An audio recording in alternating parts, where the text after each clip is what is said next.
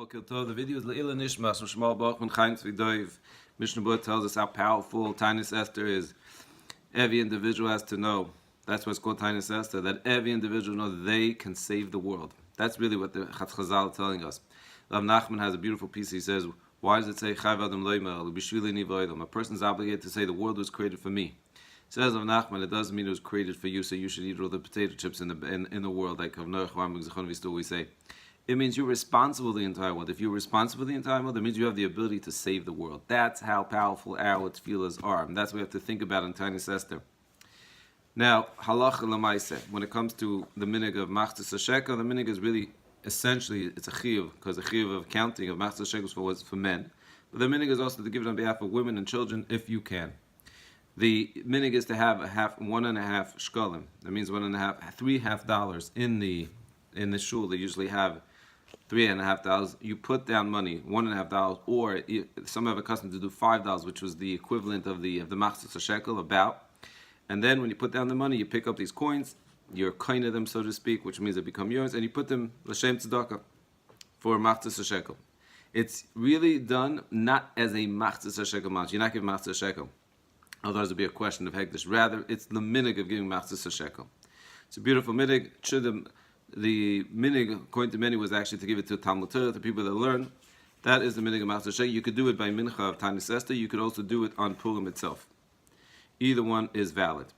When it comes to Al Hanisim, there's a mitzvah, there's an obligation to say Al Hanisim in your tefillahs, both in Shmones and in benching. However, if a person forgot, if you remembered before you said Baruch Atah Hashem, you finished the bracha. If you didn't finish the bracha, you didn't say Hashem's name, you could go back and say Al Hanisim in Moedim. If you forgot, you didn't say it in time, you could still say it after you finished, right before L'kai Nitzor, you say you should make miracles to us like you did in the past, and you say Al Hanisim right there. Same thing when it comes to benching. If you didn't say Al Hanisim, you don't have to repeat benching, just like you don't have to repeat Shmoneh. But if you remembered, even if you remembered at the end of benching, you could still say it by the Harachmans. So Al Hanisim is not me'akev, but it's such a beautiful Al Hanisim. Don't forget it. Don't forget it. It's so beautiful. Bimei Mordechai V'Esther. When it comes to the brachas at night of Kriyas Megillah, there's 3 brachas. And a person should have kavanah, is being mekayim the mitzvah. First of all, Kriyas Megillah at night is derabanan, it's rabbinical, and that makes a big difference. The 3 brachas, which is Asher D'Sham Tzvana Mikra Megillah, and Al Hanisim and Shechayanu. So these 3 brachas that are said at night are also said in the morning according to the Ashkenazim. Since at night it's only derabanan, if you're in doubt whether you heard a word or two, it's okay, and therefore you shouldn't be nervous.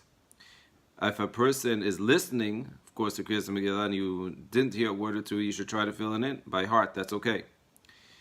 Best not to read it along with the Baal Kriya. Rather, one should listen. But if you missed a word or two, like I said, if you came late, you could still make it up. You could make some of the word at the beginning of the Megillah Esther, and then just catch up to the Baal Kriya. After the Lecha Kamoicha, we say, make sure whatever noise you're making, it doesn't annoy other people. Who would want to have Ben Adam L'Chavera problems on Purim itself? And therefore, all the different shootings and whatever they're called, the capsules and this and that, sometimes they could actually be harmful, and therefore one should be very careful. There's a minhag to actually, of course, making noise when Haman. When it comes to Haman, so the Ben Ish Chai says to make one in the beginning, one at the end. It's an amazing minhag. It's a mitzvah mechias amalek. At the same time, if sometimes it schleps so much, so therefore the minhag by us and by many shuls is to do the first one and the last one. This way, you're not being mevata the minhag itself.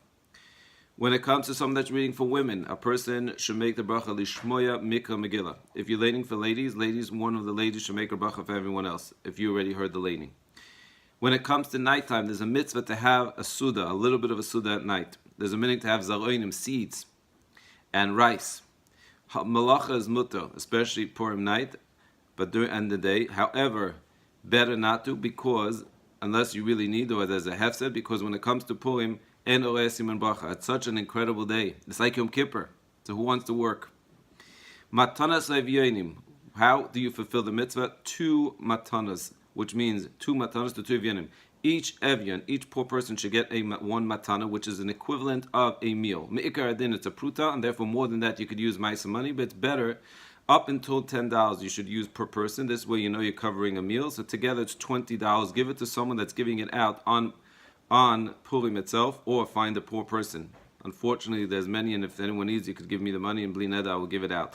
Mishlach manas, to fulfill mishlach manas at least to one person, 2 portions to one person, 2 chashava foods to one person. For example, a sandwich and a nice wine.